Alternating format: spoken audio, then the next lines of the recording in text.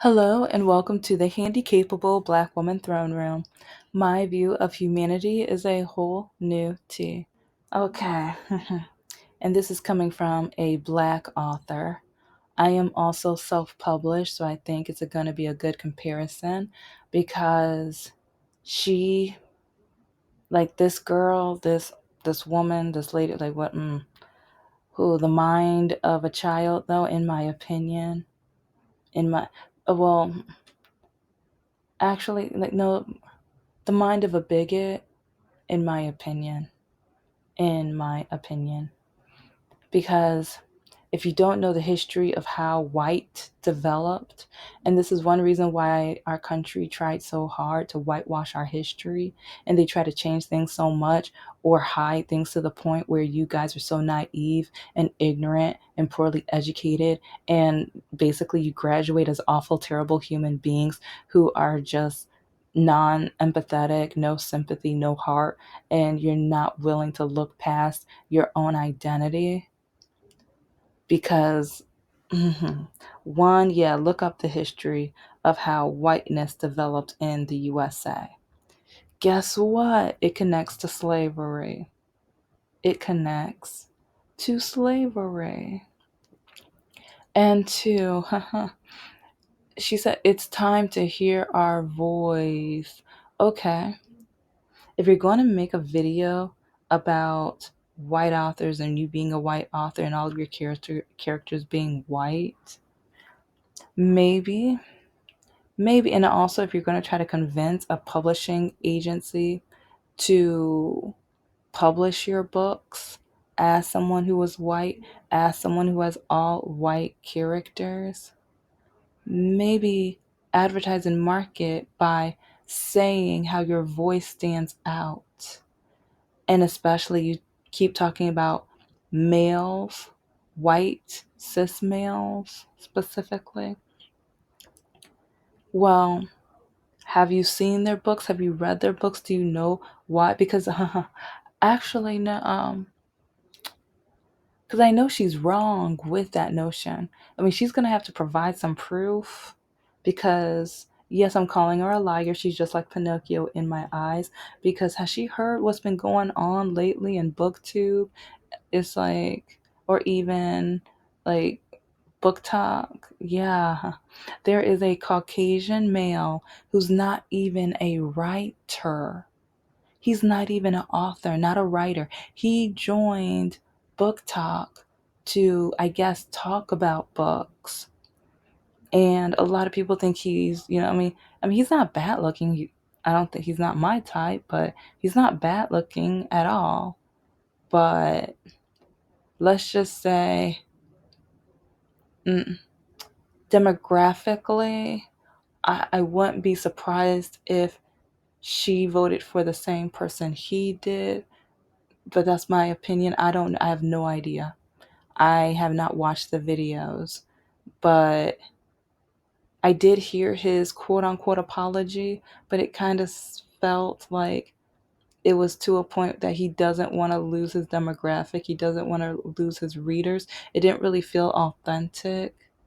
And he says he knows about the experience when most of America doesn't know about the experience. So I would want to know where are your sources. How do you know about our experience? I- I'm just I'm just wondering. But with this guy, again, he's not an author. He doesn't have any writing. Publishers contacted him not for a one book deal, but a two book deal.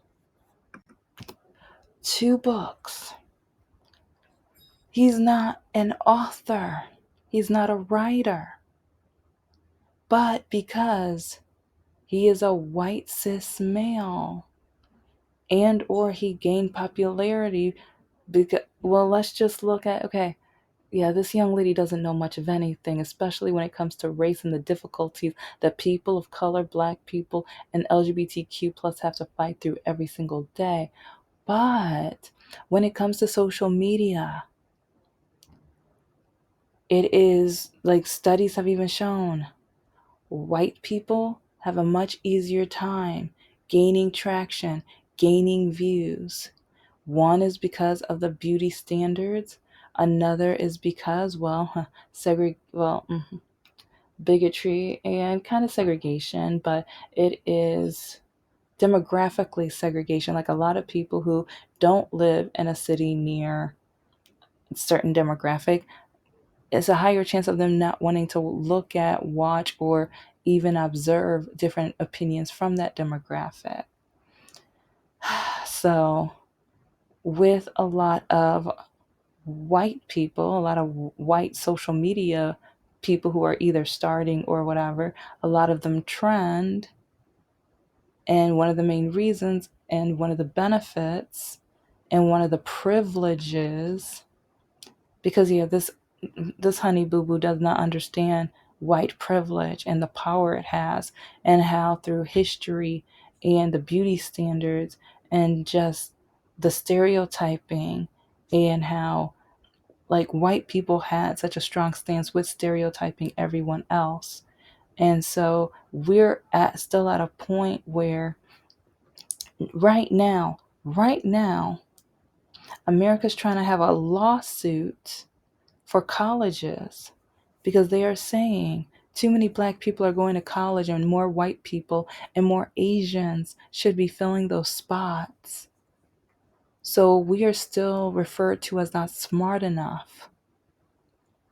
They still think, and then whenever something goes bad, they blame DEI and they say black people don't know what they're doing, or black people should not be at higher levels, or we should not be in charge, or we should not own businesses. Yes. And so when now let's look at one thing she doesn't like. When a black woman says this is black owned, you don't know how many people like okay. When I tell people I'm starting a business, especially a white male, do you know how many white men, white cis men have told me that they are, even though they've never owned a business, they've never written a book, they're not creators in any way whatsoever. They tell me that they have to teach me, they have to show me, they have to show me the ropes, or they have to guide me, or they have to whatever. There are guys who I matched with on dating apps and started dating, but then they broke up, like especially the white ones. They they get tired of me writing my books, and or they tell me that my main character can't be black because who's going to want to read a book with a black main character? Yeah. So when she has all this talk about the racism, you have no idea what African American writers go through. You have no idea how, yes, we write books and we have our voice, but sometimes publishers, that's another reason I'm doing self-publishing, because no one is going to tell me what to name my characters, what my characters are going to look like, if they should have natural hair or not, because they're having, like, I'm giving them diversity. Some are going to have sew-ins, some of them are going to have braids, some of them are going to maybe even wear wigs or braid or afros, and some might have a relaxer, just because I mean that's part of our demographic, that's still part of our culture still.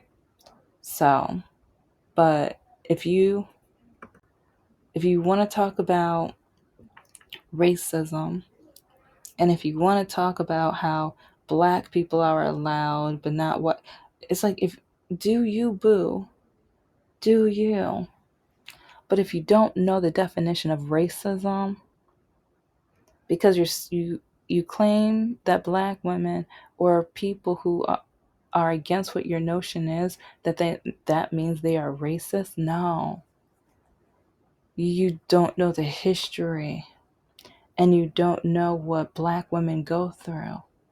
Because I'm serious, like with my characters, you don't know how many people tell me, don't name them that, give them American names, give them biblical names, give them white names. No one's going to want to know how to pronounce that. When they see that name, no one's going to read that. And then they see my characters. And yeah, most of my main characters have a disability on top of being a person of color. No one's gonna want to read a book with a cripple. Yeah, people have told me that. No one's gonna, no one's gonna understand them. Okay, maybe if you read it, that'll help you be able to start understanding people with disabilities and some of the things that they go through, and also know that we live lives too, and we want to be able to go on adventures and solve crimes and different things like that. So maybe it's just a thought that sometimes we can be the main character. We don't always have to be on the sideline. Yeah, yeah, just a thought. Just, think about that just a little. Yeah, surprise. Anyway, it's just, okay, you know what? Let's even go through some examples of some current history situations that show that our country still cannot handle a black main character, especially a black female main character. Because also, I know the Harry Potter series is going to have, like, in the movies it was a white character, but now in the TV series it's going to be a black male character. So that's going to be interesting. And I know some fans are going to be like, okay, so he better act like this and he better do this, he better do that. But it's just like, what? Okay, he's gonna perceive that character within his acting and his persona and abilities. So, but anyways, yeah, that okay. So that's a male example. So I don't have the updates because I have to wait till the show starts before, because I don't watch. I've never read, yeah, because I already had a bad feeling about her, and now with all of the hate she has against LGBTQ, in my opinion, it's hate. I mean, it's bigotry, but in my opinion, it's also hate. I'm so glad. And also with my church, they're against the whole wizardry. But like, I don't care. I'm writing about some witches and fairy godmothers in my books. So yeah, I'm no longer brainwashed. I'm no longer brainwashed. But yeah, so to that, like with some of my newer books, or even with London Story, yeah, there's a lot of magic and fairy godmothers and stuff like that, and there's gonna be some witches in book 3. So yeah, stay tuned.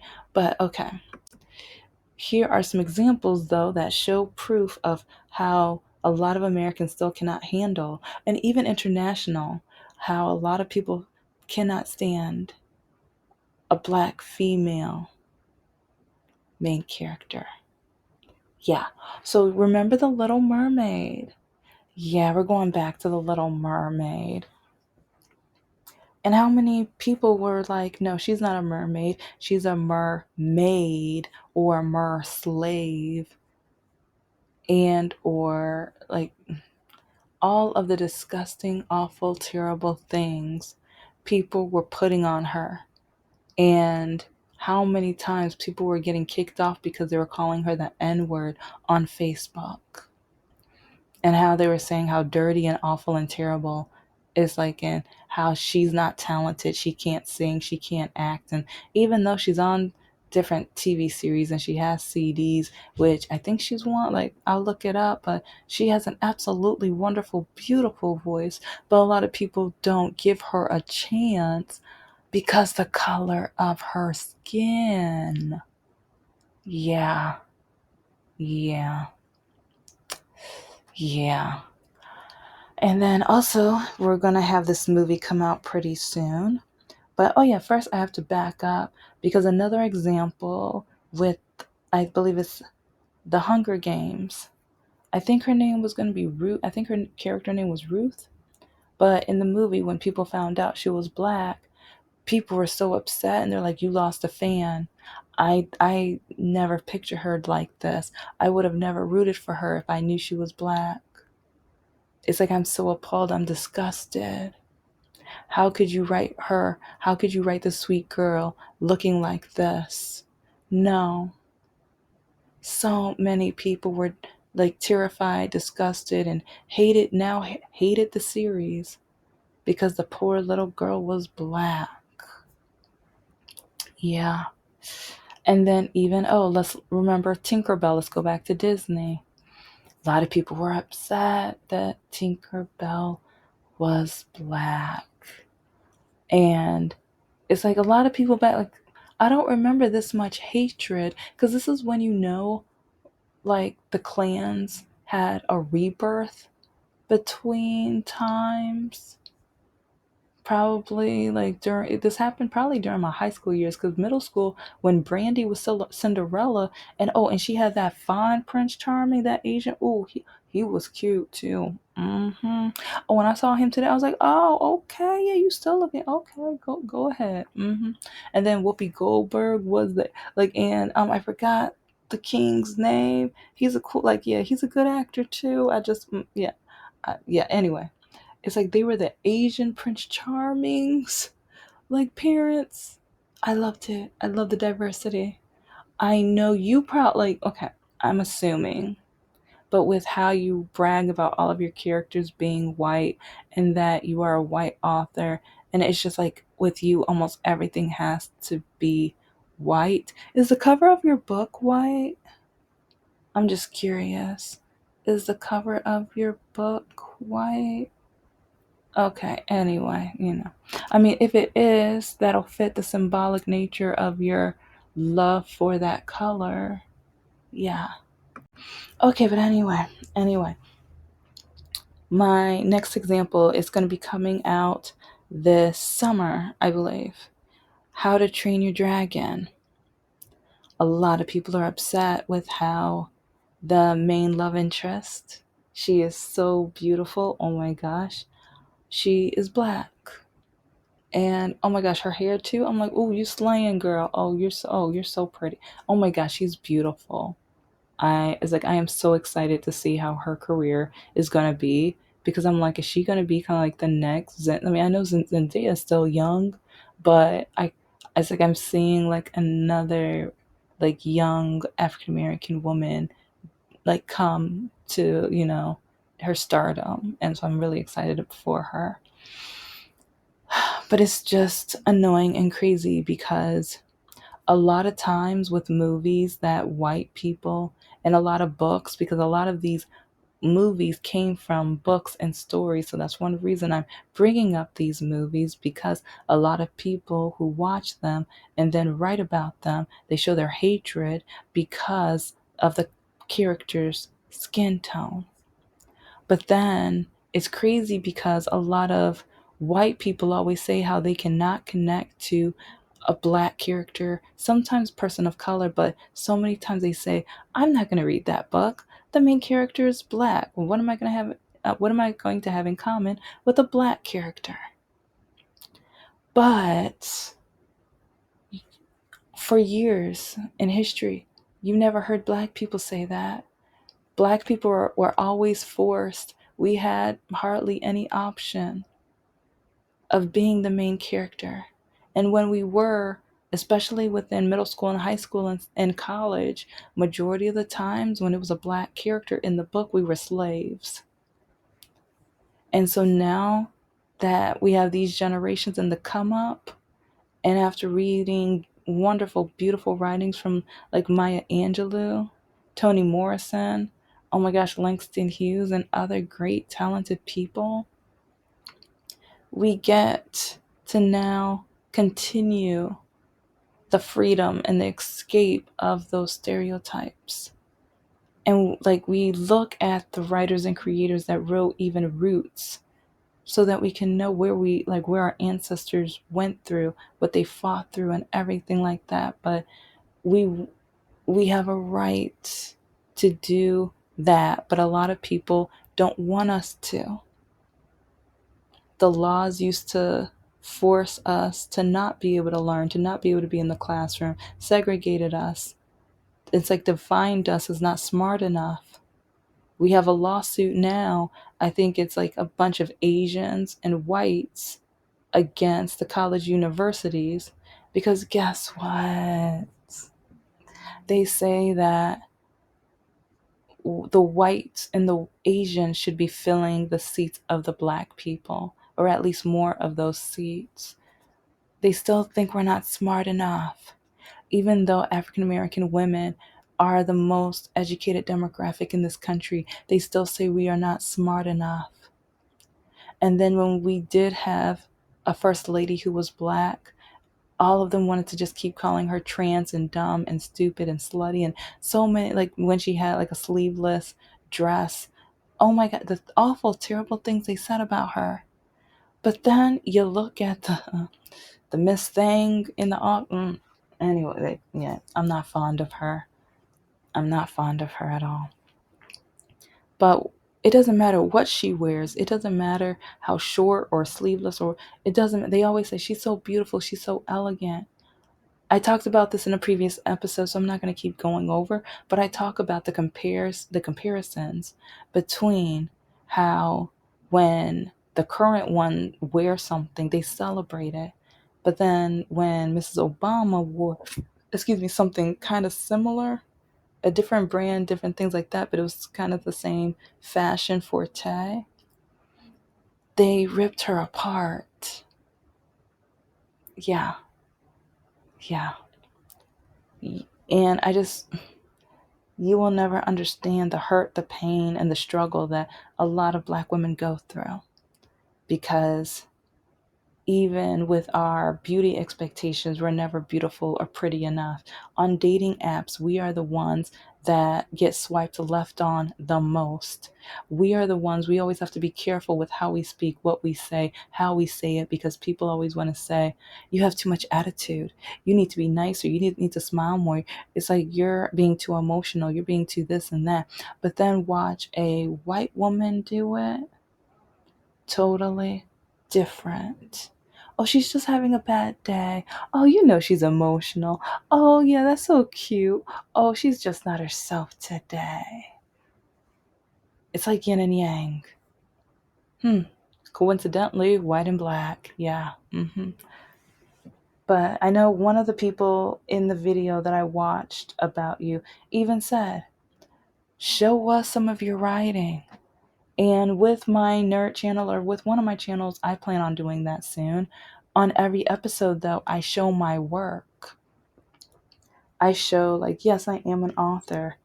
Right now, I want people to get to know me, and I want them to get to know the reason why it's so important for more Black representation, for more disability representation, because there's not that many, actually, yeah, there's not that many books with Black with or African American with disability as a female main character, especially not in urban fantasy.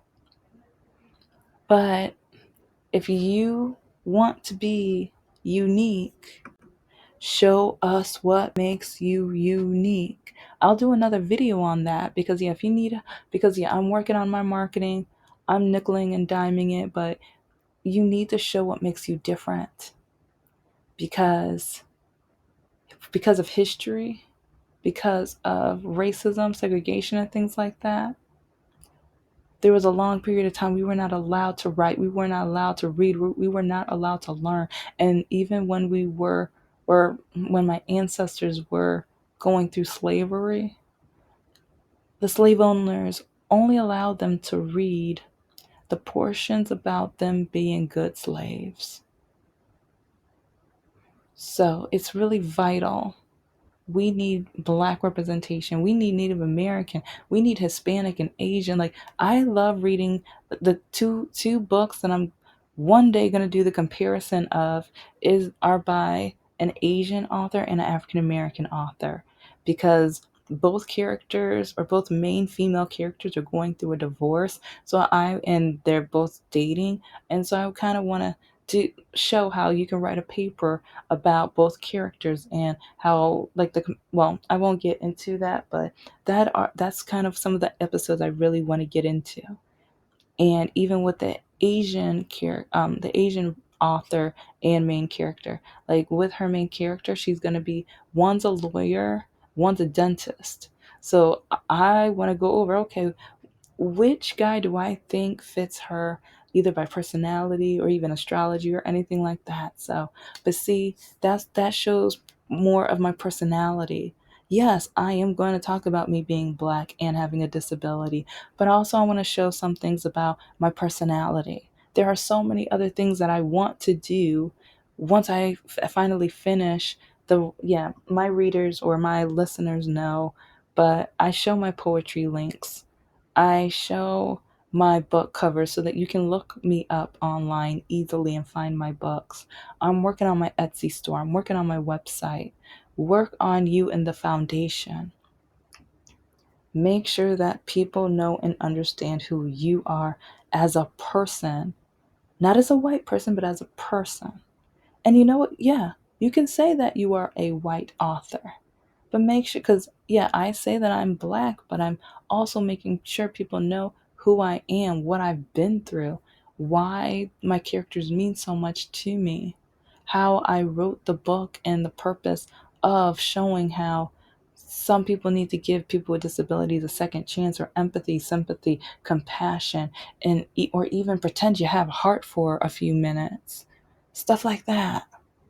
That is my purpose of my writing and what I want to do with YouTube and my books and whatever else I'm working on, because there's so many other things. And yes, you are a white woman. And yes, you have white privilege, but you don't understand the privilege because you don't know the history and you don't know the hardships that most black people have had to face, especially black women. Because again, it's almost like I kind of have to keep my books a secret when it comes to a lot of white people. Because when I show them my books, what kind of name is Asha? That's not, no, you should name her this. And I'm like, why? Because it's a cute name. That's not how I name my characters. Oh no, well, more people like this name better. And why did you give her an afro? No, give her straight hair. She'll look prettier.